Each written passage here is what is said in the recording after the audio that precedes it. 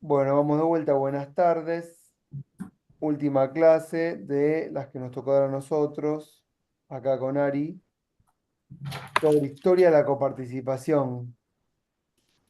Fundamental, una de las patas fundamentales para entender la gobernabilidad en la Argentina. Bueno, había llegado Ari y va a seguir Ari hasta, perdón, ahí te doy la palabra. Ahí te doy la palabra. Se te congeló igual la imagen. Bueno, ahí saco y pongo. Sí, puede pasar. Puede pasar, pero estoy acá, aunque esté duro. Ahí va.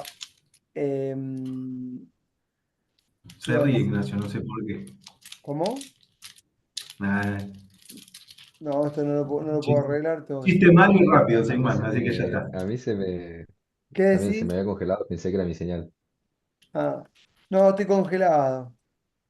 Cagada. Bueno, Ari, ya está. Como estoy congelado, ahora me desconcentré. Seguí vos. Bueno, no, está bien. Sigo. Perdón. Está bien. Em, Antes de comenzar, que es nuestra última clase sobre el tema, solo para saber si alguien pudo avanzar en general con el trabajo práctico, si tiene una idea bien desarrollada y avanzada o si todavía nadie pensó nada. ¿Cómo vienen con el trabajo práctico? Porque entendemos que puede tener sus dificultades y bueno, para eso estamos acá preguntando si los podemos ayudar en algo, cómo abordarlo, cómo encararlo, cómo andan con eso. Bueno, profe, yo le quería consultar dónde podría buscar eh, en relación a cómo era el trato entre las provincias y naciones. Si hay algún libro. Estuve leyendo hoy lo que están ahí en el blog, medio por arriba igual, pero no encontré dónde puedo encontrar, no sé, cómo era la relación de Entre Ríos con la nación en relación a la coparticipación. Capaz hay algún ¿Para fallo qué también. periodo? El periodo del 88 al 94.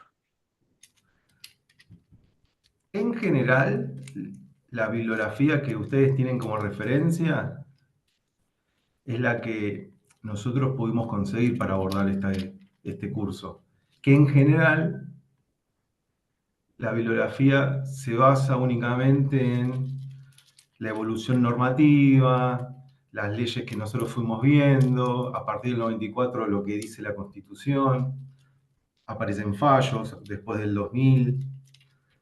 Eh, es muy poco la información histórica que podemos buscar y encontrar a partir de concretamente cómo se organizó. Vos, perdón, creo que era Ulises el que preguntaba, pero Ulises estaba Sí. preguntando sobre el periodo 88-94, que podríamos pensar que es contemporáneo, pero por ejemplo, otra persona estaría diciendo, yo quiero saber, quiero pensar cómo se organizaba Entre Ríos en 1935 en el marco de las leyes nacionales que vimos nosotros, que fueron las que... Exactamente. Y bueno, y eso es una dificultad. Y Ah, nosotros lo tenemos recontra claro y no vamos a estar evaluando si es que consiguieron o no consiguieron esa información, esa base empírica que un trabajo de investigación lo requiere. Es un trabajo, no es un trabajo de investigación profundo. ¿Se entiende lo que estoy diciendo? Con lo cual, si ustedes tuvieron dificultades y no consiguieron los impuestos provinciales en Entre Ríos en 1935, ustedes pueden desarrollarlo, pueden caracterizarlo y en función de lo que buscaron y encontraron, desarrollar eso. ¿Se entiende lo que estoy diciendo? No, quédense tranquilos que si no encuentran el dato concreto, no hay problema. Pueden utilizar la bibliografía de referencia, que ahí está el marco normativo, pueden utilizar la bibliografía opcional o cualquier libro que ustedes deseen de historia, de sociología, de ciencia política, lo que quieran, para complementar y que sea de sustento del desarrollo que ustedes hagan del trabajo práctico. ¿Es claro lo que digo? ¿Se entiende? No se Sí. preocupen por... No encuentro el dato. ¿Me van a desaprobar el trabajo porque no encontré el dato? No, en absoluto, y el trabajo no busca eso. El trabajo lo único que busca es que a ustedes les haga ruido y les genere preguntas. Ustedes en el trabajo práctico se podrían preguntar ciertas cosas y dejar abiertas las preguntas, porque, y bueno, tuve una semana con esto, y me cansé, profe, me quemó la cabeza, no encontré, pero bueno, me generaron estas preguntas, estas reflexiones, y está perfecto para nosotros. Gracias, profe. No te respondí lo que dijiste, Ulises, y estabas esperando que te No, diga, no, te voy sí, a... sí. No, pero me tranquilizaste porque yo había hecho tipo un análisis general de cómo era en relación a las demás provincias y nación, pero no encontraba en específico esas dos que se piden, pero bueno, ahora más tranquilo. Hoy, en lo que queda de la clase, vamos a decir algo sobre justo ese periodo que vos elegiste. Pero lo que acabo de decir aplica para todos los periodos. Tanto los periodos que no vamos a ver por cuestión de tiempo y los periodos muy difíciles de buscar, de encontrar datos, que es para todo el periodo 1853-1983. Entonces, ese periodo, la verdad que es difícil. Yo hace poquito estuve tratando de investigar y llegué al punto que una persona me decía, vos tenés que ir a la legislatura de la provincia a ver si encontrás en los archivos lo que estás buscando. Y imagínense que no le vamos a exigir que ustedes vayan a las provincias que quieren investigar para que busquen los archivos, para que encuentren lo que le estamos pidiendo, ¿correcto? Con lo cual, no se preocupen, tómenlo como un trabajo de preguntas y reflexiones. Y si encuentran un dato, excelente. ¿Alguien más quiere preguntar algo? Eh, Insisto con esto, lo que vamos a evaluar es que ustedes se hayan tomado el tiempo de leer, de hacerse preguntas y un desarrollo personal, no un desarrollo artificial. No sé si se entiende lo que estoy diciendo. Lo dije el primer día, guarda que tenemos la forma de saber si se hace o no se hace con la inteligencia artificial. Hoy en día es muy común. No, la verdad que lo que buscamos nosotros es que se tomen el tiempo. Un trabajo de este tipo, por más que no se exija una investigación y que no se exija cierta base empírica, requiere tiempo de lectura. Para hacerse preguntas requiere lectura. Y ese trabajo no se va a hacer si lo arrancan el día 16, 17 para entregar el 18. Con lo cual, traten de llegar con tiempo, a pesar de que nosotros entendemos que es una materia, un objeto que elegimos nosotros para tratar la materia y la cursada, difícil, que nosotros también sabemos que lo que proponemos nosotros es tomar distancia de la mirada jurídica sobre el tema. Más difícil todavía. A pesar de todo eso, la propuesta nuestra es que, bueno, se tomen el tiempo de la lectura y la reflexión, y eso lleva su tiempo. Entonces, les pedimos encarecidamente que no utilicen la inteligencia artificial para hacer los trabajos. Se lo pedimos encarecidamente por el respeto mínimo de que están cursando en la universidad y porque nos vamos a dar cuenta, porque le estoy levantando la mano y le estoy diciendo, nos vamos a dar cuenta. ¿Está bien? Bueno, nada, de mi parte solo eso, agregar del trabajo. ¿Alguien más? ¿Una pregunta sobre el trabajo? ¿Sobre un periodo particular que eligieron? Sí, yo. ¿Qué tal? ¿Cómo están? Vale. Ignacio. Yo lo que hice fue agarrar dos conflictos en particular que son del 2016, 2017 y del 2020. Y lo que hice fue tratar de llevarlo para un lado más de todo el trasfondo político que tiene la coparticipación. Agarré, por ejemplo, el conflicto de cuando Vidal era gobernadora de Buenos Aires con Macri como presidente, y después el conflicto de la ciudad con Larreta y Alberto Fernández. Y para eso también usé como por ahí no hay tantos libros todavía, usé muchas notas periodísticas y ese tipo de información. Está perfecto. Además de la bibliografía, la que está en el blog. La historiografía se ocupa en ese periodo, guarda con eso, todavía no hay mucho escrito, no hay muchos libros. La historiografía Claro. se ocupa de ese periodo, pero está perfecto que utilices artículos, portales periodísticos.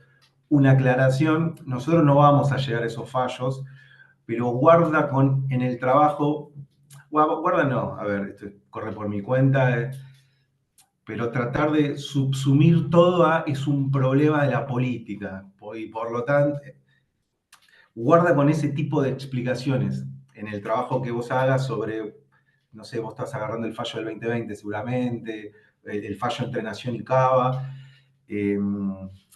guarda con simplificar, bueno, es un tema de política entre los intereses de Nación y los intereses de Cava.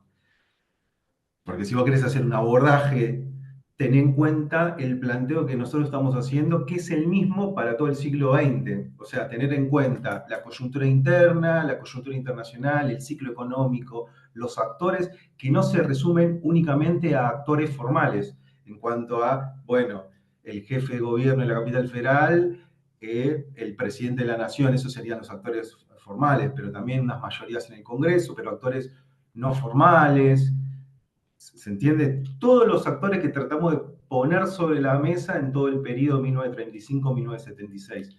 Complejizar y, si vos querés abordar ese fallo, esa tensión, está perfecto, utilizar cualquier tipo de fuente, siempre citalo, pero por lo menos no me gustaría que concluyas diciendo que es un tema político entre uno y el otro, sino cerrar el trabajo haciendo preguntas. ¿Se Perfecto, entiende, sí, también lo Ignacio? llevé para el lado de, bueno, que desde la reforma del 94 hasta ahora tampoco nunca se hació una ley convenio o todo ese tipo de cosas. Perfecto, ¿y por qué no? Y tentativamente podés dar tu respuesta.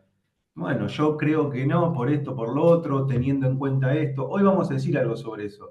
Intentando, y es una propuesta, no tenemos ningún tipo de pretensión de verdad sobre esto, pero intentando tomar distancia de lo que dice la reforma del 94, que ahora vamos a leer el 75, inciso 1, 2 y 3, pero tratando de tomar distancia de eso y dar una respuesta.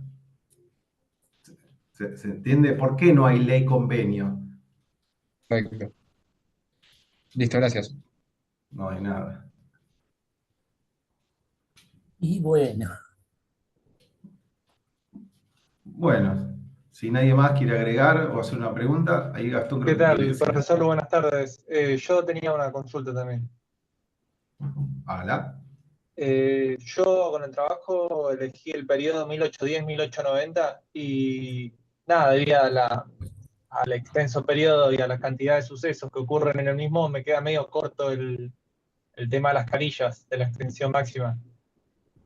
Quisiera saber si hay posibilidad de extender un poco más. Sí, sí, dos cosas te diría. Una, si querés achicarla y hacer 1810, 1853 o 1853, 1880. Si querés achicar el Ah, periodo. Ahora, se si podía, ya no, lo no. encaraste, si ya lo encaraste, perfecto. ¿Querés ampliar las carillas? Amplíalas. Pero el trabajo no consiste en hacer una mera descripción histórica, porque para eso leemos los libros históricos. Ya está. El trabajo consiste en una producción personal por parte tuya acerca del periodo. Con lo cual, es difícil escribir más de 5 carillas en una producción personal. Obviamente se acompaña de cierta cita, se acompaña de cierto dato, pero a todos nos cuesta la producción individual, la producción personal. Entonces, si vos me decís que vas a escribir 10 carillas sobre una producción propia personal, buenísimo, hacelo. Encantado de leerlo. Yo te diría, acotá el periodo y recordá que no es una mera descripción histórica. Ok, entiendo dónde apunta. Muchas gracias.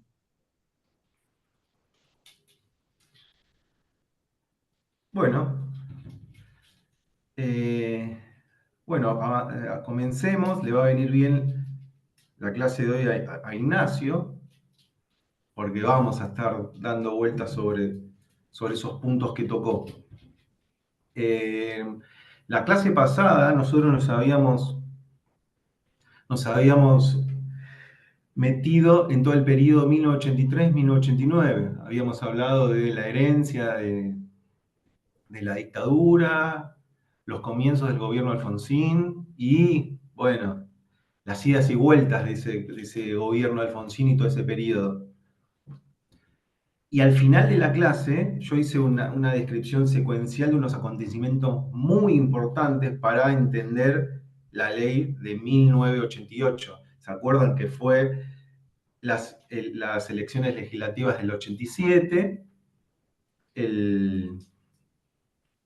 la gobernación, que gana la gobernación de la provincia de Buenos Aires, el PJ y Cafiero, y al año siguiente el acuerdo entre Cafiero y entre Alfonsín, todo el ala interna del PJ de la renovación del Partido Peronista, algo habíamos dicho, en disputa con el ala más tradicional de Menem. Y habíamos dicho en esa descripción secuencial, para que se entienda el contexto, que luego de ese acuerdo entre Alfonsín y Cafiero, que Cafiero se veía presidente para 1989, y como se veía presidente, yo había dicho que, bueno, se puede entender por qué en la ley de 1988, la ley de coparticipación, estaba de forma explícita, Buenos Aires se quedaba con el 19% de la distribución secundaria. Entonces, tentativamente uno había dicho, bueno, como Cafiero se veía presidente, acordó esa reducción en la ley de coparticipación. ¿Recuerda? Eso lo dijimos al final de la clase pasada. Y que todo eso se fue al tacho luego de que Menem gana las internas. Y bueno, todo ese acuerdo entre Cafiero y Alfonsín, una vez que Menem ganó las internas y era el presidente del PJ y el que iba, y finalmente el presidente de la Nación, todo eso quedaba medio en letra muerta. Entonces, la clase de hoy arrancamos a fines de 1989, principios del 90. Estamos arrancando ahí. Y el objetivo de la clase va a ser pensar qué cambios introduce la reforma del 94, los incisos que aparecen de nuestro tema, coparticipación en la reforma del 94, y también generar algunas preguntas acerca de, bueno, ¿por qué no tenemos ley convenio? ¿Qué dicen los doctrinarios, los constitucionalistas acerca de por qué no tenemos ley convenio? Y bueno, plantear eso. La clase de hoy básicamente consiste en eso. Pero, lo voy a decir para que quede claro, como no vamos a llegar a la actualidad, no, vamos a decir muy poco sobre el periodo 2001-2015, 2015-2023, para separar en eso, periodo de corto plazo. Lo que sí voy a decir es que, por más que son coyunturas muy diferentes, a nivel internacional y a nivel interno son coyunturas muy diferentes, hay patrones que se repiten. Me explico. ¿Se acuerdan que yo les había dicho que para el periodo 1935-1976 nosotros teníamos como un patrón general una ley nacional que iba a tener una vigencia de 10 años, 15 años, que organizaba toda la estructura de recaudación y distribución, y después, en periodos más acotados, cambios de gobierno o diferentes coyunturas, con una ley nacional se modificaban los impuestos o se modificaba la ampliación o reducción de la cobertura impositiva. Se agregaban impuestos, se reducían impuestos en el marco de esa ley nacional que organizaba la forma de recaudar y distribuir. ¿Se acuerdan eso? Eso es como un patrón general que se repite a lo largo del periodo 35-76.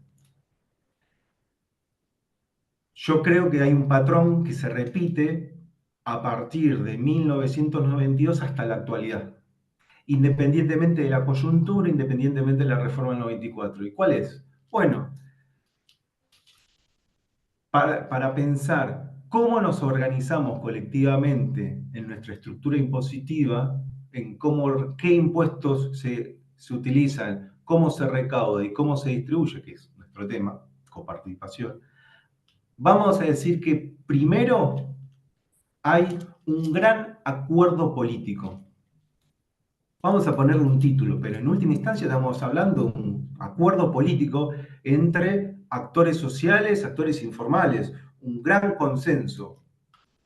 Que un gran acuerdo político necesariamente implica un acuerdo, un proyecto de gobierno. A ese gran acuerdo político le vamos a poner este título, consenso fiscal. Entonces vamos a decirlo ahora, de acá hasta la actualidad. No podemos dejar de pensar la normativa, lo que dice la ley, lo que dice la Constitución, sin tener en cuenta, sin tener en consideración este gran acuerdo político, este consenso fiscal. Ustedes pueden no estar de acuerdo con esta afirmación que estoy haciendo, pero yo quiero dejar planteado que esta es nuestra visión. De la misma manera que para el siglo XX nosotros incorporamos una serie de elementos para pensar la evolución normativa y dijimos, ¿la evolución normativa es necesaria? Sí. ¿Es suficiente? No. Hay que incluir, hay que considerar, bueno, el ciclo económico, los actores sociales y las tensiones de los actores sociales, sindicatos, si se quiebran o se quiebran los sindicatos frente a una coyuntura política, los partidos frente a una coyuntura internacional. De alguna manera, en lugar de simplificar el análisis, nosotros complejizábamos el análisis. Ahora vamos a decir esto. Consenso fiscal es necesario para pensar la normativa impositiva. ¿Se entiende? No, ¿Quién dijo que Alejandro. no? Alejandro. ¿Qué es lo que no se No, entiende, Alejandro? lo del ¿Qué? consenso fiscal, porque el consenso fiscal incluye, digamos, algunos parámetros que se considerarán fijos. Digamos, hay un consenso acerca de X cosas, digamos, ¿no? El consenso fiscal no está vacío, es algo que Es un tiene. acuerdo. Sí, pero el acuerdo tiene puntos, acuerdo sobre tal cosa y tal cosa. ¿De acuerdo? Y Eso- ahora vamos a ver, ahora vamos a leer un consenso fiscal, por ejemplo, y vamos a leer qué dice el punto 1, qué dice el punto 2. Lo que vamos a decir es que previo a una ley nacional sobre cómo se recauda y cómo se distribuyen los impuestos, previo a esa ley hay un consenso fiscal. O sea, Lo único, pasa por un tamiz y si esa ley no encaja dentro de ese marco, dentro de ese acuerdo, hay que ajustarla. al revés diría, no pasa por un tamiz. La ley viene a ratificar legalmente lo que está dicho en un acuerdo, en el acuerdo fiscal. Está bien, pero entonces no hay ley que no pueda estar viendo ese consenso fiscal como su meta, como una pieza más que entra dentro de ese marco. Yo Digamos que, no entiendo bien a dónde va cuál es el problema entre la ley y el consenso, a qué te referís, o cuál es la consulta, que eso no me queda claro. no es Si una querés, cosa. ahora vamos con el ejemplo. Alejandro, si querés, ahora vamos a hablar sobre el consenso y una ley, y capaz se te aclara. Como digo, para no, capaz Mm. lo que vamos a estar planteando ahora lo vamos a decir más tarde, no sé. No, está bien, perfecto. Perdón la interrupción. No hace falta disculparse, pero lo aclaro, preguntá lo que quieras, pero lo aclaro porque voy a traer el consenso fiscal del 92 y después voy a hablar de la ley nacional del posterior, que lo único que es ratificar lo que decía el consenso fiscal. Está perfecto. Siento que te restringí lo que quería decir, Alejandro, ahora No, me no, arrepiento. está todo bien. Era una cuestión metodológica, operativa, digamos, como que si yo entiendo que tengo un determinado marco que se llama consenso fiscal, la ley que voy a elaborar aporta a ese consenso fiscal de movida. O sea, si no es un filtro, es una ley que se piensa dentro del consenso para ratificarlo, apuntalarlo, mejorarlo, ese tipo de Ok, cosas. si es una cuestión metodológica, yo diría esto, que quien acorta es el acuerdo político, el consenso fiscal acorta a la ley y no al revés. Sí, ya lo entendí, eso me quedó claro. Ah, ok. Bueno, Sí, sí, entonces capaz cuando hablemos del consenso y la ley, sí, sí. preguntá a ver si queda claro. Eh, bueno, entonces, esa idea de acuerdo político, consenso fiscal y luego, posterior, una ley nacional es el patrón que se repite a partir del 90 hasta la actualidad. Lo digo ahora porque no vamos a hablar sobre los periodos posteriores, pero todos los gobiernos, a partir de 1992, todos los gobiernos, lo primero que hacen cuando llegan al gobierno es tener su consenso fiscal, su acuerdo entre nación con los gobernadores, con provincias.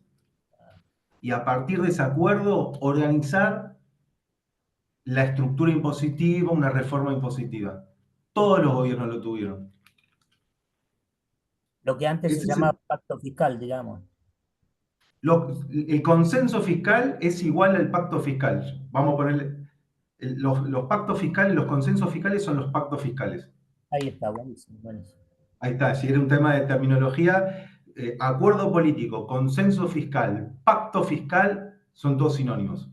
Es el acuerdo político necesario a una ley que va a regular la estructura impositiva. Ese patrón se repite desde el 90 hasta la actualidad. O por lo menos hasta diciembre del 2023. Ahora estamos en una etapa que estamos toda la expectativa de qué es lo que está pasando. Y que va a ser difícil de explicar. No lo vamos a explicar, así que zafamos, Alejandro, no lo vamos a explicar. Bien. ¿Cómo comenzamos entonces el periodo? Ese consenso fiscal, le voy a pasar simplemente para ubicarnos en tiempo y lugar, una línea histórica a lo largo del 87 a 1994. Se los paso por el chat. Sí, estoy bien. Ahí les pasé. Arranca con septiembre de 1987 y termina a 1994. Si lo pueden ver, buenísimo, así nos ubicamos. Ah, ahí está, lo está presentando Ezequiel Joya. Listo, buenísimo.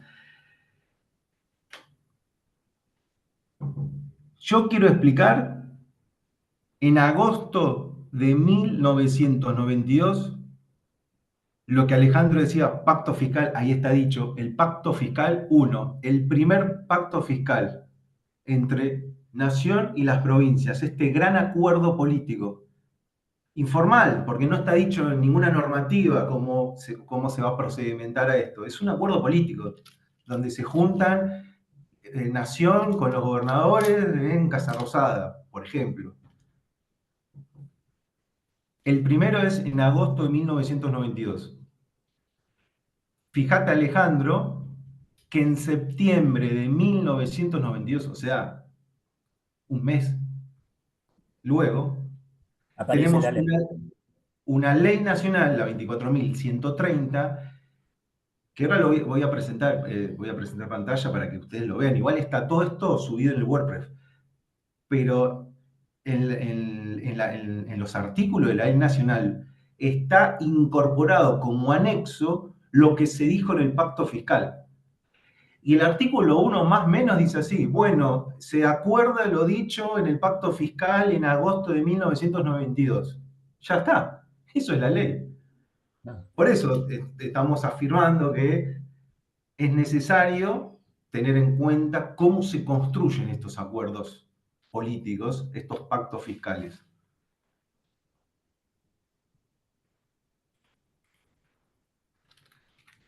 Quiero decir algo más. Hay un montón de cosas que pasan entre el 90 y 1992 como para pensar cómo llegamos y cómo explicamos el pacto fiscal de 1992. De alguna manera hicimos eso a lo largo de toda la cursada. Estuvimos hablando de todos los sucesos históricos para pensar, bueno, ¿por qué tenemos esta normativa? Pasan muchas cosas, pero yo quiero decir sintéticamente esto. Ahí tienen algunos acontecimientos relevantes para pensar ese periodo de corto plazo. Son 2 años, del 90 al 92. Pero la centralidad se lo lleva la convertibilidad en abril de 1991. ¿Y por qué digo la centralidad se lo lleva la convertibilidad? Porque la convertibilidad no fue, y todos sabemos, por lo menos a modo descriptivo bien general, ¿qué fue la convertibilidad?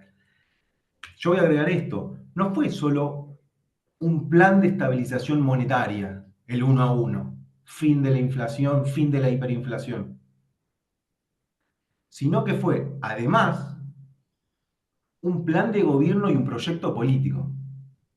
Todo eso implicaba la convertibilidad.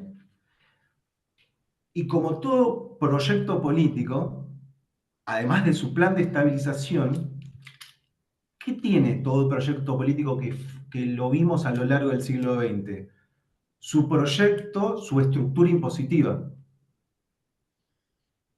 Y fíjense que entre abril de 1991 y agosto de 1992 se suceden dos cuestiones muy importantes. Uno, subí un poquito más ese. Uno es en abril de 1992 la ley 24.073. Eso fue la parte impositiva del proyecto político inaugurado con el plan de la convertibilidad. Es lo que estoy agregando. Esto no está en los autores que tienen como referencia. Pero todo proyecto político implica su estructura impositiva. Y la ley de la 24.063 es la parte de la estructura impositiva del plan de gobierno que se inaugura con la convertibilidad. Fíjense que está unos meses antes del pacto fiscal del 92. Y después, una vez que es exitosa, cuando es exitosa digo que se termina la inflación, se termina con la hiperinflación que veníamos en los últimos, de febrero del 89 hasta abril del 91 tuvimos dos procesos hiperinflacionarios, inflación mensual alta, altísima.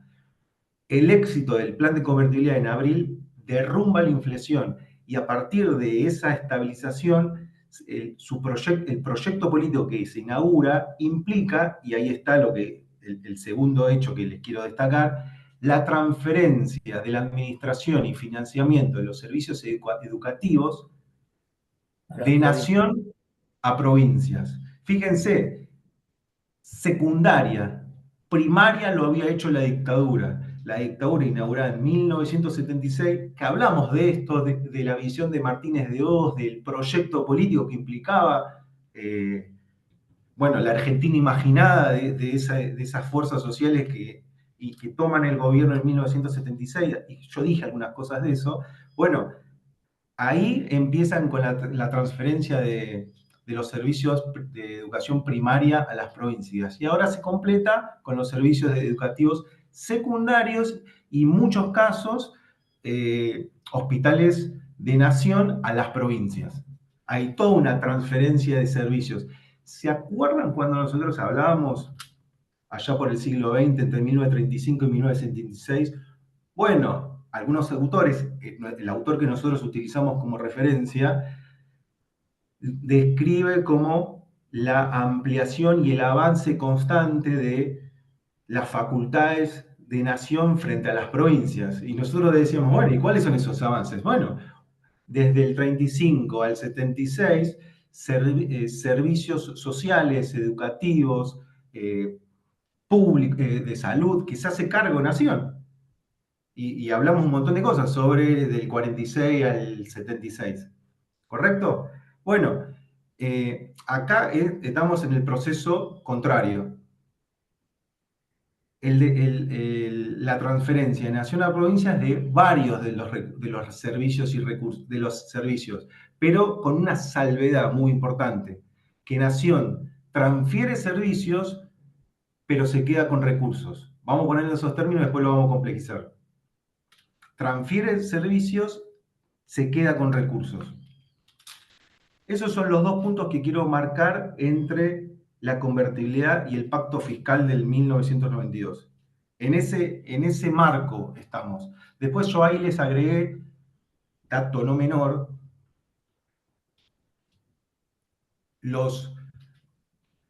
si nosotros estamos hablando de acuerdos políticos, y cuando nosotros hablamos de acuerdos políticos hablamos de acuerdos entre nación y las gobernaciones de las provincias, bueno, también tendríamos que ver dentro de las reglas del juego político las mayorías de las fuerzas políticas de gobierno.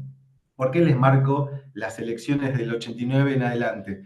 Porque las elecciones del 89 y 91 gana siempre el PJ y va ampliando sus mayorías tanto en diputados como en senador, como en la Cámara del Senado. Esto es muy importante para plantearse y pensar, bueno, los acuerdos políticos entre uno y otro.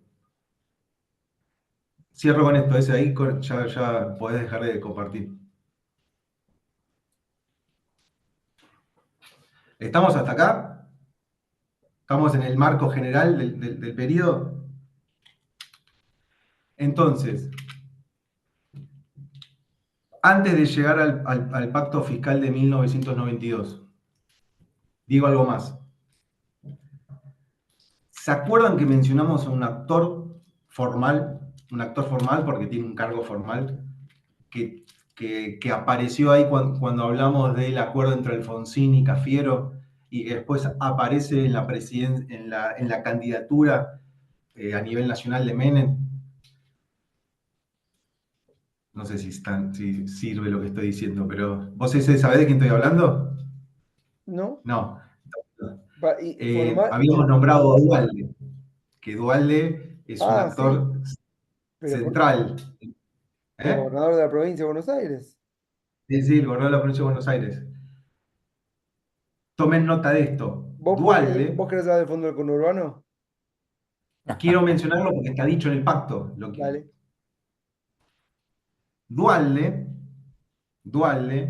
que es vicepresidente para las elecciones del 89, en 1991 son las elecciones a gobernador en la provincia de Buenos Aires. ¿Y qué hace Dualde?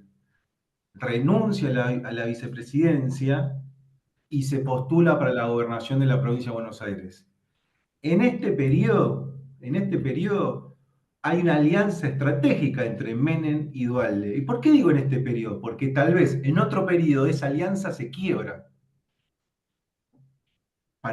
Y ya no sé si recuerdan, pero en 1999 la disputa por el PJ era Menem-Dualde, que después finalmente Dualde pierde y gana de la Rúa. Pero evidentemente para ese periodo era otra la relación entre Menem y Dualde. Pero en este periodo es una alianza estratégica. Y Menem le concede... Sí, Ignacio, a ver, dale. Sí, ahí yo justo uno de los problemas que puse fue el tema del fondo compensador del conurbano, el que me lo mencionó Ezequiel. La ¿Y qué creación y después averiguaste cómo acerca de ese eso? fondo lo congelaron. Sí, ¿Cómo? Está bien. Ese fondo lo congelan en 1996. Ahora, Claro. ¿en qué marco surge? ¿Por qué surge el fondo del conurbano? Y por la O el migración. fondo de reparación histórica del conurbano. ¿Qué hay que reparar del conurbano? No, lo que pasa Y es que el conurbano absorbe la migración del interior que estaba sin trabajo, desocupación, y bueno, bastante carenciado en un montón de servicios, etcétera, etcétera. Eh, Se produjo un éxodo desde las provincias al conurbano. Y bueno, Sí, toda eso desde 1930 podemos decirlo. Ari, yo lo puedo sintetizar para que Dale, no se nos vaya, porque si no, no vamos a ir, no vas a avanzar. dale. Dualde hace un acuerdo con Menem y lo sacan a Cafiero del medio. Esto es clave.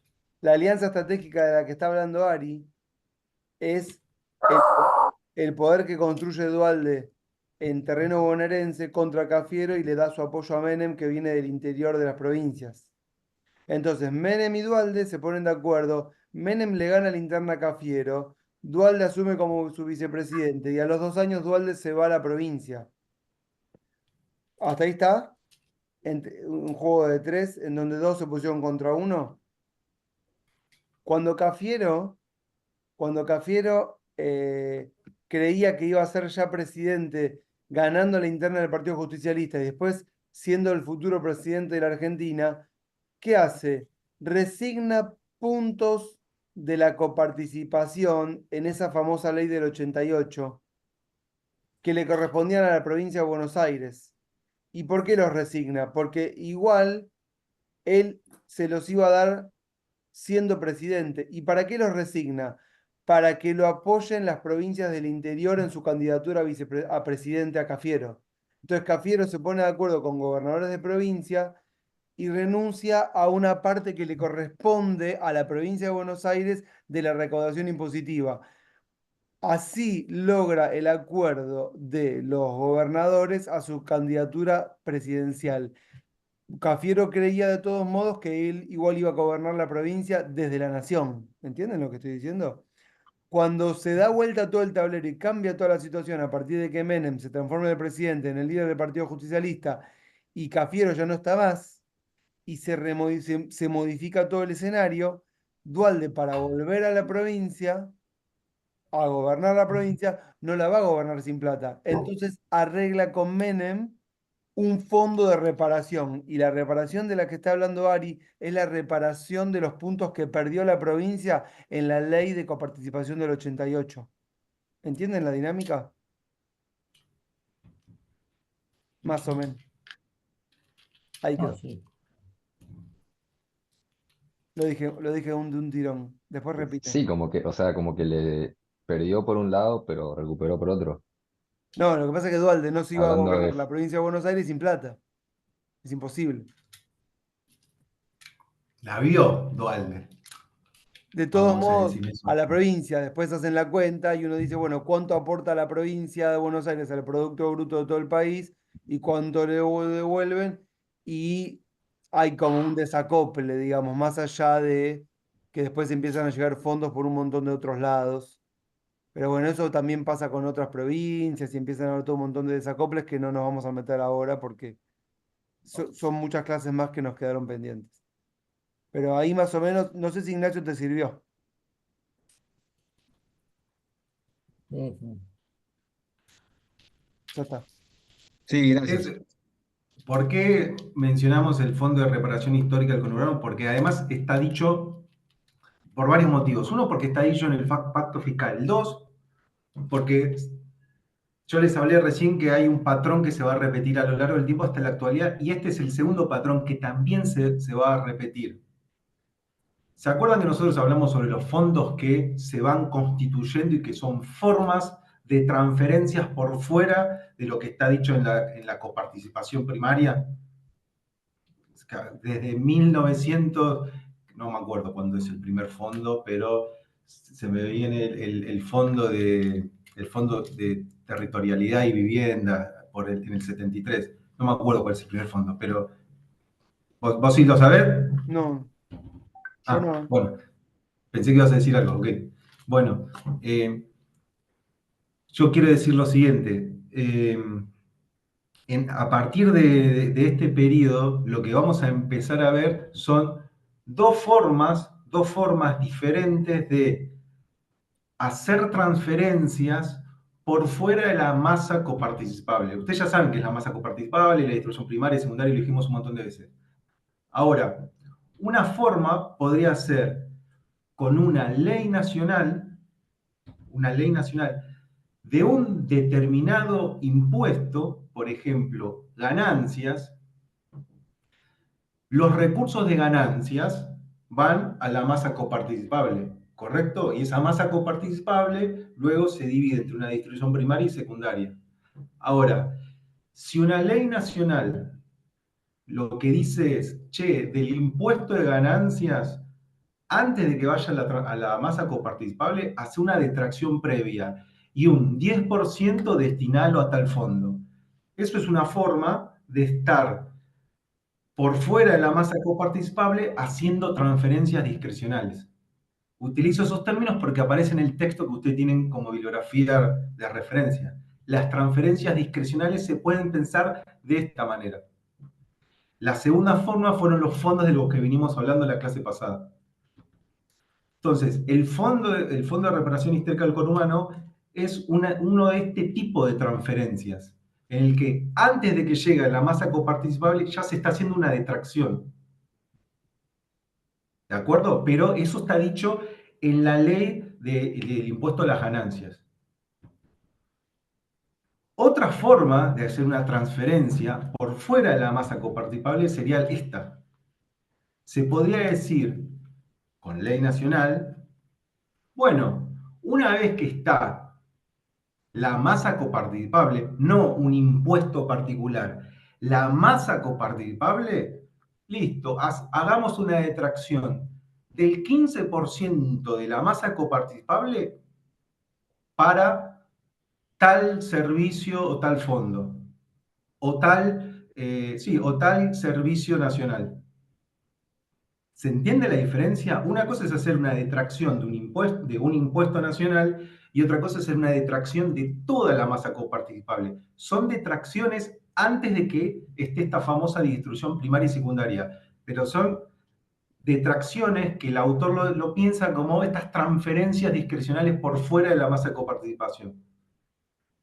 ¿Por qué lo digo? Bueno, porque acá estamos viendo un ejemplo. El Fondo de Reparación Histórica del Conurbano sería una detracción del impuesto de las ganancias. El otro ejemplo, que lo vamos a ver ahora y que está en el Pacto Fiscal 1, es una detracción del 15% de la masa coparticipable a los servicios previsionales de nación. Lo que hoy en día entendemos como ANSES, se transfiere el 15% de todo lo que se recauda para para cumplir los compromisos previsionales. ¿Se entiende? ¿Me explico lo que lo estoy diciendo? Son esos dos tipos de detracciones. ¿Está bien? ¿Se entiende? ¿Sigo? ¿Se entiende? Bien. Ahí pasé diferentes print screen de todo, si querés presentar ese.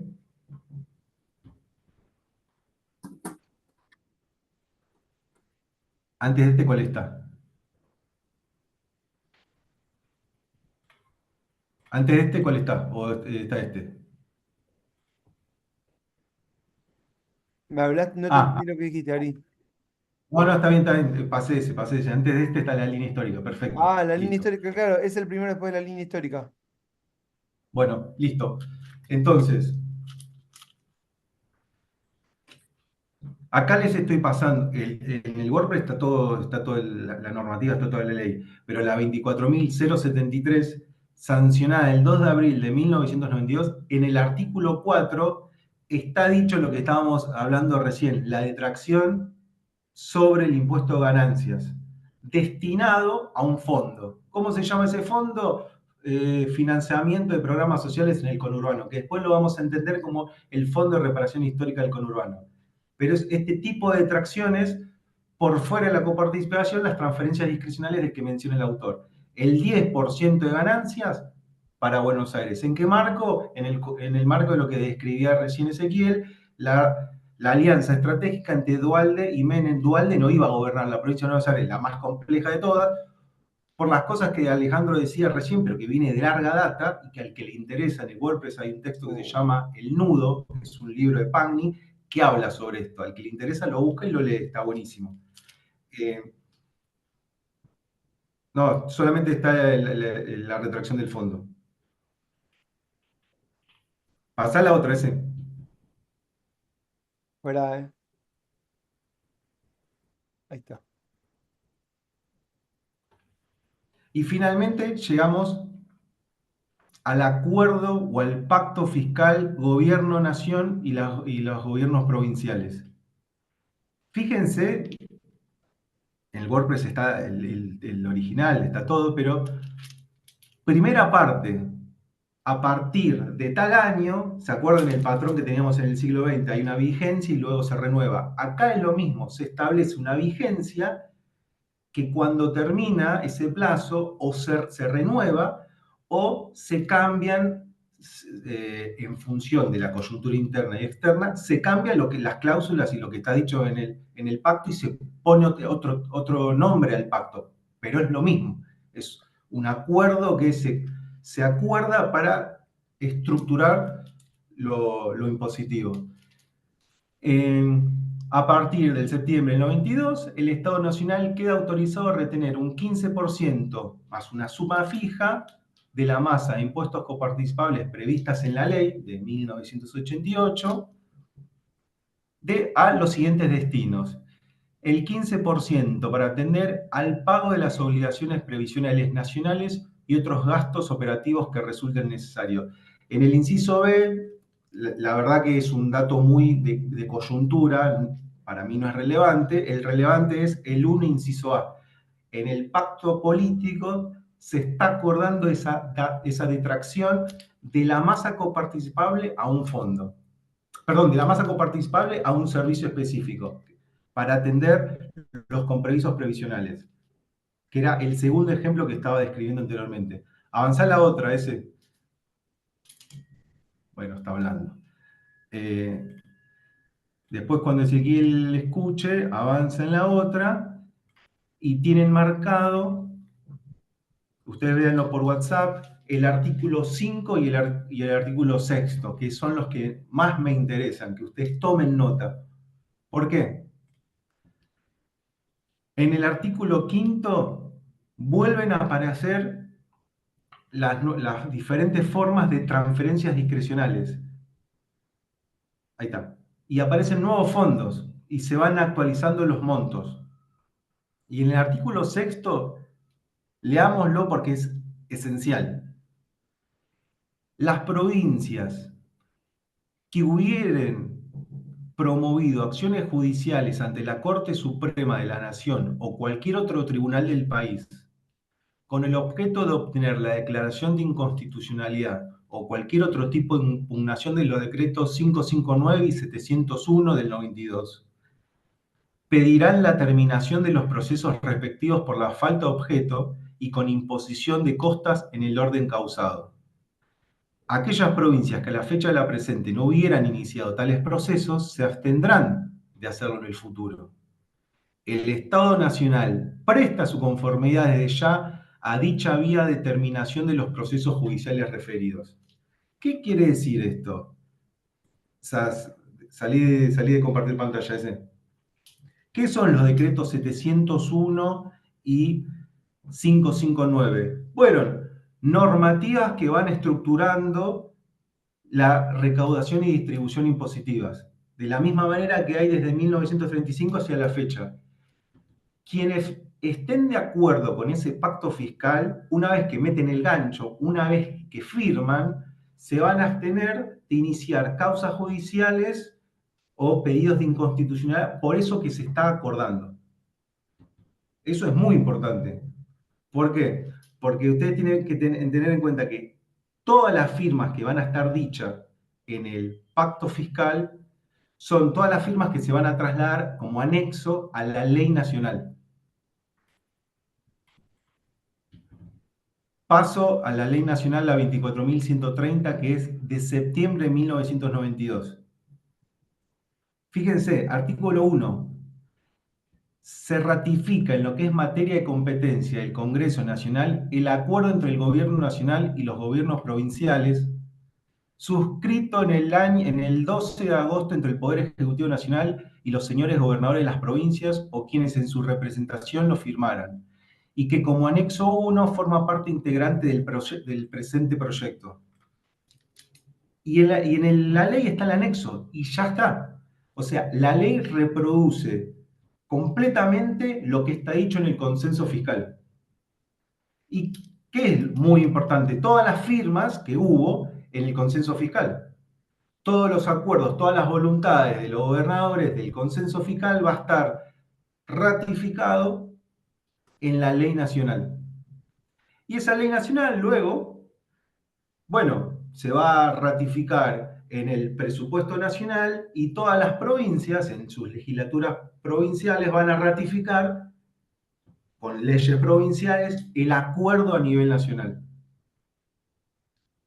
¿Estamos hasta acá? Entonces, Alejandro, por eso te decía, acuerdo, consenso fiscal, ley nacional. No sé si ahora quedó más claro lo que antes discutíamos y no me quedaba a mí, no quedaba de entender la pregunta que estabas haciendo.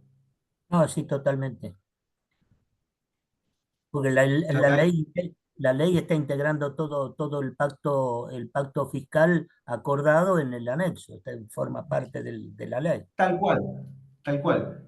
Literalmente es el consenso. Por eso decía, ¿es necesario entender la normativa? Sí. pero no es suficiente sin tener en cuenta estos acuerdos políticos. Después la pregunta acerca de cómo se constituyen estos acuerdos políticos, bueno, es otro tipo de pregunta, otro tipo de reflexión. Evidentemente, para pensar cómo se constituyen estos acuerdos políticos, hay que considerar un montón de elementos, los mismos elementos, tal vez, que son los que utilizamos para pensar la evolución normativa a lo largo del siglo XX. Está el Pacto Fiscal 1, Ley Nacional, estamos en el 92. Después, el Pacto Fiscal 1 tiene una vigencia de un año y al siguiente año lo tienen en la línea histórica. ¿Qué imaginan que pasa? Un nuevo pacto fiscal que se ratifica la línea, el proyecto de gobierno iniciado en el 91, cambian la cobertura impositiva, se puede ampliar o pueden disminuir impuestos, pero Consenso Fiscal 2, ley nacional que ratifica ese Consenso Fiscal 2. Y así llegamos a 1994, que es la reforma del 94. Y así llegamos a la actualidad. Ese es el patrón general que se repite. Ari, En el 2000, hubiese sido espectacular que a los acuerdos les vayan poniendo la misma numeración. Qué lástima, ¿no? Así hoy sabríamos por qué número de pacto fiscal vamos. Lo digo. bueno, pero voy a decir algo y después volver al 94. En el 2002 hubo un pacto fiscal, caía la convertibilidad, Duhalde tiene su pacto fiscal, obviamente. En 2003, Néstor Kirchner tiene su pacto fiscal nuevamente. Macri en el 2016 tiene su pacto fiscal nuevamente. Y después se va ampliando. Los pactos fiscales pueden durar un año, 2 años, 3 años. Va a depender mucho de la coyuntura. Por ejemplo, Macri tiene su pacto fiscal en 2016 y en 2017 hay otro pacto fiscal. Alberto Fernández asume en 2019 y lo primero que hace es su pacto fiscal. Por eso anteriormente decíamos, hoy en día, la verdad que todos estamos viviéndolo entre todos. Bueno, pueden buscar en los portales de internet qué se dice acerca de estos acuerdos entre nación y provincias y cómo se está organizando nación y provincias respecto a la recaudación y distribución de impuestos. Si hay pactos o no hay pactos, si hay acuerdos o no hay acuerdos. Hay de todo en internet para mirar. Por eso digo, este es el patrón general. Para quien haya querido avanzar con el periodo 2003-2015, bueno, en ese periodo hay algunos fallos, que es el fallo Santa Fe-San Luis. No lo vamos a abordar por una cuestión de tiempo, pero voy a decir algo como para que les ayude. Les voy a pasar a modo de ejemplo. Yo recién les hablaba en el pacto fiscal está el acuerdo, están las cláusulas, los acuerdos que se definen, y después están los ganchos. Los ganchos son las firmas de los gobiernos provinciales. ¿Dónde está eso? Al final del pacto. Tienen los pactos fiscales en el WordPress. Al final del PDF están las firmas. ¿Qué pasaría si lo que se acuerda en ese pacto fiscal, por ejemplo, la retracción del 15% de la masa coparticipable a ANSES? En 1992, en el Pacto Fiscal 1, están todas las firmas, por lo tanto, acuerdan todos los gobernadores, todas las provincias. ¿Qué pasaría si en algún momento no aparece, ya está, era simplemente para que se vean ahí, fíjense que está en el artículo 1 y aparecen quiénes son los firmantes, ahí están las provincias, Buenos Aires, Corrientes, yo ahí les puse como para hacer ruido, che, ahí no está Córdoba, vamos sumando todas las firmas y no aparece Córdoba. Bueno, en el segundo print screen, pero está todo en el WordPress, ese no pasa nada. En el WordPress están las firmas. ¿Qué pasaría si no está la firma de alguno de los gobernadores? ¿Se entiende la pregunta? ¿Qué pasaría si saquen el título, no importa, y el número? Lo que sabemos es que hay acuerdos y pactos fiscales del 92 hasta la actualidad. Estamos parados en diciembre del 2014. y la vigencia del último pacto fiscal ratificado por una ley nacional es hasta diciembre de 2014, 31 de diciembre de 2014. Ya sabemos entonces que, bueno, necesariamente a partir de 2015 debe haber un nuevo acuerdo político y una ley nacional que ratifique la vigencia del nuevo acuerdo político. ¿Qué pasaría si para ese periodo una de las provincias no firma? ¿Por qué? Porque no hay acuerdo y no acuerda ese pacto fiscal. ¿Se entiende la pregunta? ¿Qué pasaría? Bueno, lo que pasaría es que la provincia podría judicializar lo que se está acordando en ese acuerdo político. ¿Se acuerdan que el artículo 6º de los pactos fiscales exigía a las partes abstenerse de iniciar procesos judiciales? Si uno de los gobernadores no firma, tiene la posibilidad de la judicialización.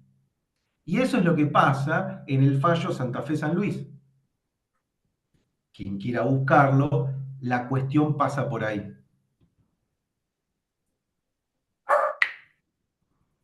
La tiré, no sé si alguien entiende lo que estoy diciendo, pero lo quería decir. ¿Se entiende más o menos lo que dije? ¿O quedó muy en...? Sí, sí, se entendió. Era simplemente para nombrar los fallos San Luis y Santa Fe. Vuelvo a 1994. ¿Qué hay de nuevo respecto a la coparticipación en la reforma de 1994? Sí. Pero te hago un comentario de lo que dijiste como para que tenga sentido. Estos es complejo porque no son pactos entre dos, son pactos con múltiples partes. Entonces, no son pactos de adhesión. Es muy difícil que todos estén de acuerdo. Estar de acuerdo implica renunciar a exigir lo que uno cree que le corresponde. En general, tengan en cuenta que las provincias que no firman es porque los gobernadores, las gobernadoras de esas provincias tienen pretensiones electoralistas, aspiraciones, rivalidades. Hay muchos condicionamientos que hacen que uno firme o no firme. A veces no firmar y mostrarse como opositor es un posicionamiento de cara a las próximas elecciones, por decir un ejemplo sencillo. ¿Sí? En cambio, firmar significa ponerse al lado en la foto, y ponerse al lado en la foto a uno lo ponen como oficialismo y no como oposición, y ahí es cuando el gobernador puede elegir ser oficialista o ser opositor. También eso implica, tiene consecuencias, es no recibir el dinero necesario para gobernar su provincia. Por eso todo esto es muy delicado. Listo, Ariel, era eso. No, está bien. Yo hago mucho énfasis en eso porque yo le subí un texto opcional, que es un texto de un constitucionalista clásico sobre, bueno, el por qué no tenemos ley convenio. El trabajo, que no tiene más de 6 carillas, rodea esa pregunta. Y parte del hecho de, bueno, no se cumple la magna constitucional. Bueno, nosotros estamos tratando de, y es uno de los textos que también tienen como referencia en el WordPress.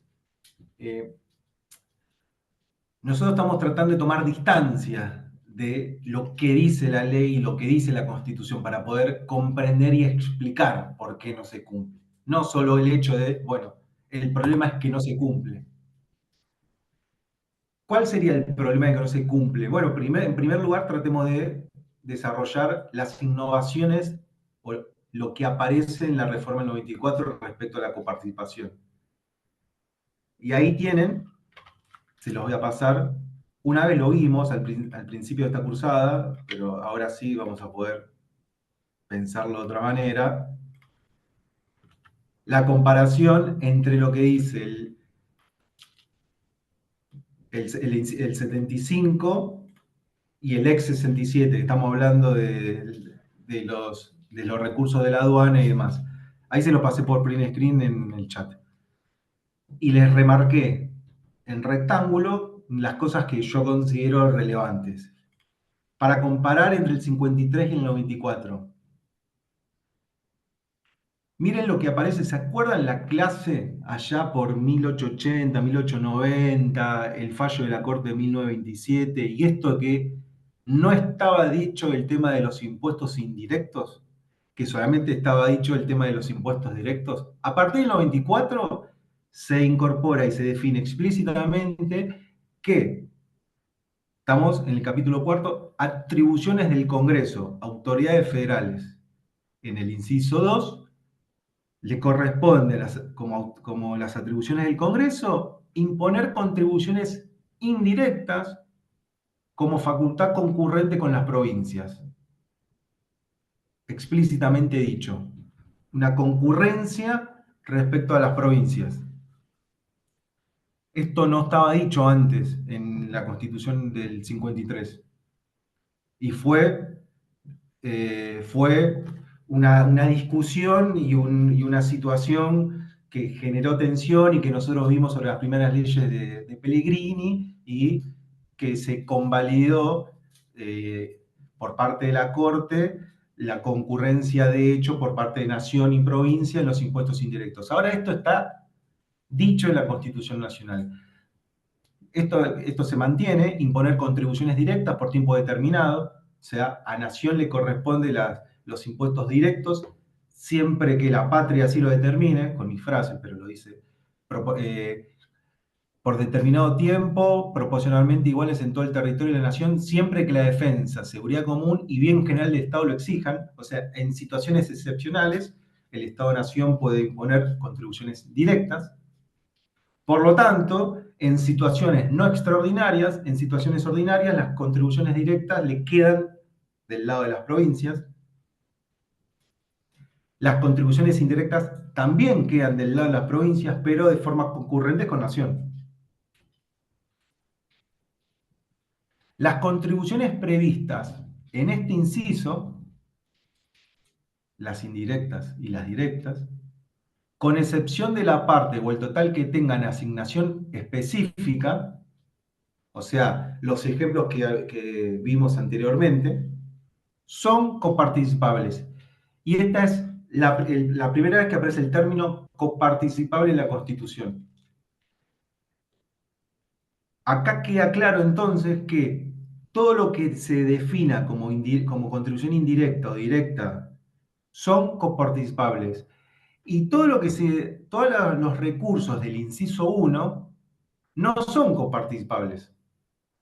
¿Se entiende la importancia del término son coparticipables en el inciso 2 y que no estén en el inciso 1? Legislar, el inciso 1, legislar en materia aduanera, establecer los derechos de importación y exportación, las cuales, así como las evaluaciones sobre las que recaiga, serán uniformes en toda la nación. Derechos de importación y exportación quedan del lado de las autoridades federales, del gobierno federal. ¿Se entiende lo que estoy diciendo? Los recursos de exportación, las retenciones, quedan del lado de las autoridades federales, no a las provincias, porque no son coparticipables. Sigo en el inciso 2. Una ley convenio sobre la base de acuerdos entre nación y las provincias instituirá regímenes de coparticipación de estas contribuciones, garantizando la automaticidad de la remisión de los fondos. ¿Qué es una ley convenio? Una ley convenio no es ni una ley ni es un convenio. Tiene requisitos de ambos. Una ley convenio, para que se ratifique, tiene que estar acordado por las autoridades federales, por el Congreso Nacional, por todos los gobernadores y por todas las provincias y por todas las legislaturas provinciales. ¿Correcto? Ari, no sé lo de las Sí, legislaturas provinciales. sí, yo sí, seguro. ¿Y dónde lo dice? Nunca lo supe. Bueno, sí, sí. Está en lo que la doctrina entiende por la ley convenio. Y Ah, después correcto. hay... No está acá, por eso no. Esto está No, mal. no, no. Ah, bueno, ya sé por qué me preguntás. No, porque porque no como está en dicho realidad qué es una ley nunca, convenio. ¿cómo decís? Perdóname. Vos me estás preguntando porque no está dicho explícitamente qué es una ley convenio. Yo estoy infiriendo que es una ley convenio. No, claro, porque como en realidad todavía no tenemos, tampoco sabemos cómo debería funcionar esa ratificación. ¿Se entiende lo que digo? Eh, Todo eso sería materia judicializable, eventualmente. No importa, ¿De seguí, dónde sale seguí la idea interrumpiendo. de ley convenio? Hay un origen de dónde salen los términos ley convenio. Es en el periodo 90-94. Hay un fallo de 1991, que es el fallo Chevalier, que ahí la Corte es la primera vez que utiliza estos términos. Eh, el federalismo de concertación. Hay un montón de escritos sobre el tema, pero lo que se viene a plantear es el acuerdo necesario entre las partes. ¿Cuáles son las partes? Si se va a definir una ley que organice la estructura impositiva, necesariamente tiene que estar el acuerdo entre nación y todas las partes que integran en ese acuerdo, es decir, todas las provincias. Necesariamente tiene que haber el acuerdo. Si no está el acuerdo, es decir, si hay una normativa unilateral, y utilizo esos términos porque para quien le interese meterse en los fallos de Santa Fe y San Luis, aparecen esos términos. Si hay una decisión unilateral entre una de las partes cuando modifica la forma de organizarse, bueno, la otra parte podría judicializar alegando de que no hubo acuerdo. Entonces, explícitamente no está dicho los requisitos que acabo de decir yo sobre la ley convenio, pero está en la doctrina y está en los antecedentes jurisprudenciales de la Corte. Bien. Entonces, para que tengamos ley convenio a partir del 94, se infiere, la doctrina y la jurisprudencia dice que el acuerdo tiene que ser entre todas las partes. ¿Y cuáles son esas partes? Nación, gobernadores, provincias. Ahora, eso no está dicho explícitamente en la Constitución, claramente. ¿Qué sabemos de la ley convenio? Bueno, lo que sabemos de la ley convenio es todo lo que dice a continuación. ¿Cuáles son los objetivos que persigue esa ley convenio? ¿Se acuerdan que nosotros habíamos hablado en las leyes de coparticipación del 35, de 1973, los criterios devolutivos, redistributivos? Bueno, ¿cuáles son los criterios y los fines buscados de esta ley convenio?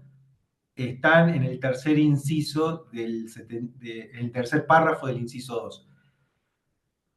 Son varios y hasta creo que contradictorios, pero los tienen todos en la Constitución.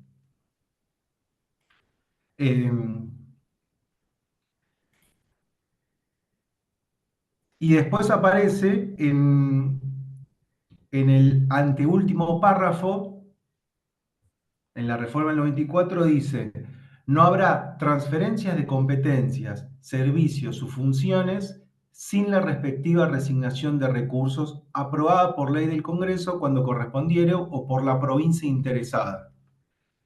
Si vos, Ignacio, vas a tratar el fallo del 2020, esto te tiene que servir. Los términos parte interesada te tiene que servir, porque si hay una normativa que modifica cuánto le corresponde a Cava respecto de la masa coparticipable, y si evidentemente no hubo acuerdo entre las partes, bueno, la Corte va a dar sus razones basado en estas cláusulas de la Constitución y en esta idea que desarrolla la doctrina sobre los acuerdos necesarios y el federalismo de concertación. Es Claro, válido, la se Corte puede. dice eso en el fallo. La Corte dice eso, por eso lo digo, lo puedes utilizar.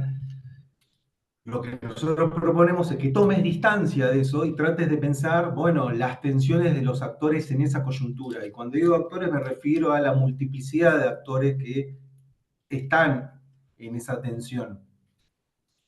¿Está bien? Pero trata de tomar distancia de pensar, bueno, esto dice la Corte porque esto está dicho en la cláusula de la Constitución, porque no hubo acuerdo por parte de Nación, por parte de Cava, entonces por eso es inconstitucional. ¿Está bien? Utilizarlo, pero trata de tomar distancia de eso. No sé si alguien más va a hablar de ese fallo, pero esto sirve para ese periodo.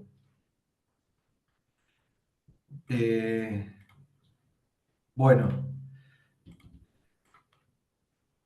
no quiero seguir agregando más. No sé si alguien quiere hacer una pregunta Ari, ¿yo sabes lo que les puedo recomendar? Que después lo dejamos. o un texto. No, clases que dimos de toda la parte, digamos, de coyuntura actual en otros cursos. Sí, yo iba a preguntar, porque me fijé en el link de, no sé, de clases pasadas, o sea, de otros años, pero no encontré. Pero hay. Eh, ok. No, están. Igual fue hace un rato, hoy al mediodía, que me puse a buscar de otros años, pero no sé, no lo encontré. Así No te que después preocupes. voy a buscar desde la computadora o si tienen textos. No, después le pasamos porque están esas Ok. clases. Están esas clases. Y de repente en otros cursos nos ocupamos más del contexto actual y no de la parte histórica. Y después decimos, che, no se entiende nada de la actualidad si no vamos a la historia. Y ahora viceversa. Y siempre estamos así. Pero de repente entre todas vamos complementando. Así que después les compartimos, ¿sí? Dale, gracias. De nada. Igual les propondría, como en esta cursada no abordamos tanto el periodo 2003-2023, que no vayan por ahí, porque yo ya me imagino, van a ir a los fallos clásicos de Santa Fe, nos van a repetir lo que dice la Corte y bueno, traten de tomar distancia de eso y juéguensela tratando de tentativamente, como ustedes quieran, tratar de comprender y explicar más que reproducir lo que dice la Corte. ¿Está bien? Así que hagan lo que quieran, pueden ir por el periodo que quieran, pero traten de no ir, como recomendación, a ese periodo que no lo abordamos. En otras clases los abordamos, pero no hay tantas clases abordadas Sí. para el periodo 2003-2023. No hay tantas clases, porque solamente el semestre pasado tomamos el curso, no hay tantas clases. No, lo que pasa ¿Está es que bien? en otros cursos que no hablábamos de esto, hablábamos solamente de ese tema. Las tengo que buscar en el canal de YouTube. Bueno. Si es que tenemos, no me acuerdo. Tal vez no. Ya no me acuerdo. Yo quiero cerrar con esto, que le subí como texto opcional a este constitucionalista cordobés. Los cordobeses son jodidos. ¿Por qué jodido? Mi suegro es cordobés y él es cordobés antes que argentino, lo digo siempre. Son jodidos los cordobeses.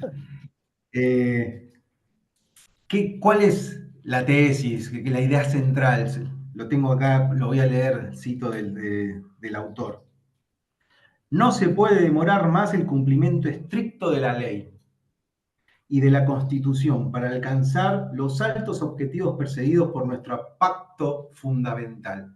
Por lo tanto, el problema, el problema institucional que tenemos, que padecemos, la decadencia observada en cualquier indicador social económico que es evidente, bueno, para cierta mirada clásica es por el déficit de la cultura constitucional que tenemos, porque no se respeta lo que dice la Constitución y lo que dice la normativa.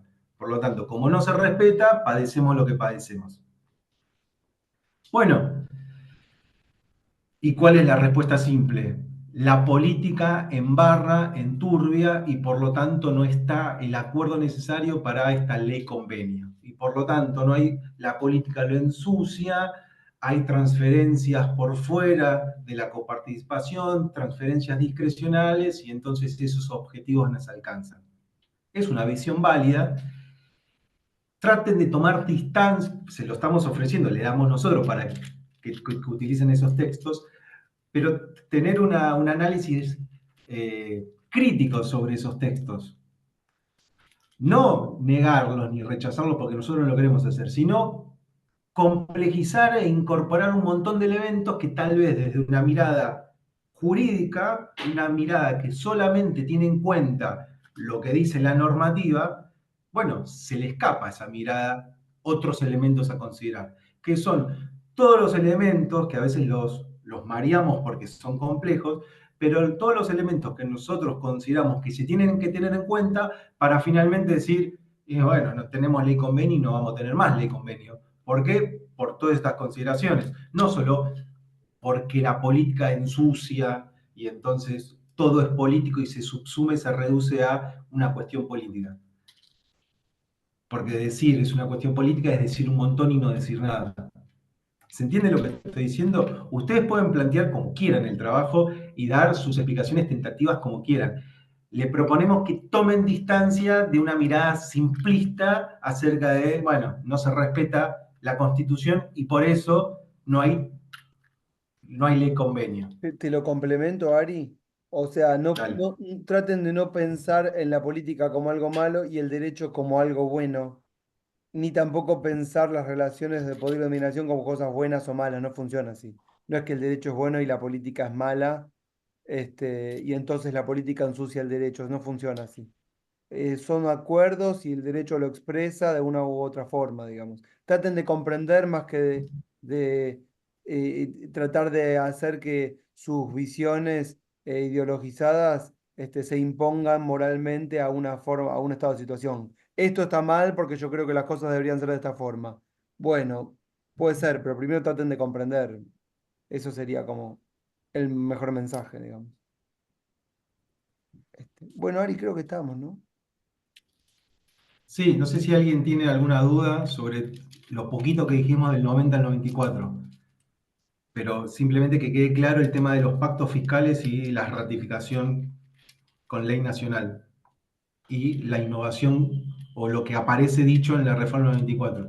Si eso se entendió, les va a servir para todo el periodo que sigue, con coyunturas diferentes, pero es bastante parecido. No sé, Bueno, Delfina, no te... No, creo que ya está, no lo voy a agarrar por las dudas y me voy a lo. No, haz lo que quieras, Delfina, agarralo, no, no. sí, haz lo que tengas ganas, no pasa nada. Está bien.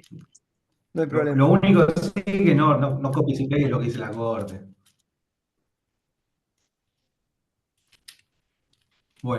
Bueno, no sé, Ezequiel ahí se quedó No, no frisado. me funciona el video, es un desastre. Sí, no se queden con lo de la corte porque la corte lo dice en un momento muy particular. Lo único interesante de ese fallo es el momento del fallo, que es justo entre Macri y Cristina. Eso es lo único interesante. Más allá de lo que diga. Bueno, ¿estamos? El trabajo se entrega el 18, máximo, por mail, tienen la dirección, tienen las consignas, entiendo que no hay dudas con la interpretación, están avisados. Sí, solo una cosa. Eliana ahí dijo que igual dice que la corte va a volver a fallar sobre este tema. No creo. Pero bueno, apostemos. Se dice que se le va a hacer el primer fallo contra Milei, Ah, que parece que es inminente. mira. Yo lo único que te digo es que si la Corte llega a fallar contra mi ley, tenemos un nuevo objetivo barra casta. Porque hasta ahora la Corte no se dijo nada de la casta de la Corte o de la casta del Poder Judicial. Y como todo lo que se opone a mi ley es El Poder casta, Judicial. claro, está ahí como agazapado. Yo no sé, Sí, ¿eh? Pero bueno, podemos apostar. No lo tengo claro. pero igual, igual la medida que se dictó en el marco, la cautelar, que se dictó en el marco del fallo entre la ciudad y la nación, da indicios en esa dirección, en que tiene que haber un acuerdo entre los actores. Lógico, pero igual los fallos son coyunturales y tienen que ver con las posiciones y las consecuencias políticas del fallo, más allá de lo que digan dentro del fallo.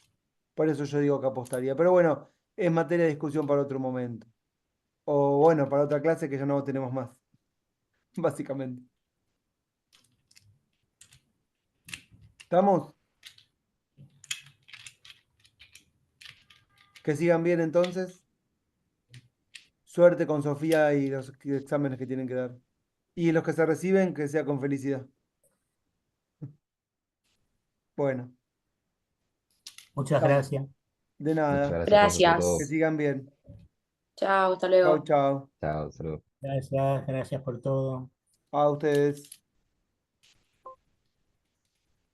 Estoy acá, Ari. Che, me parece que no grabaste. Sí, sí, sí.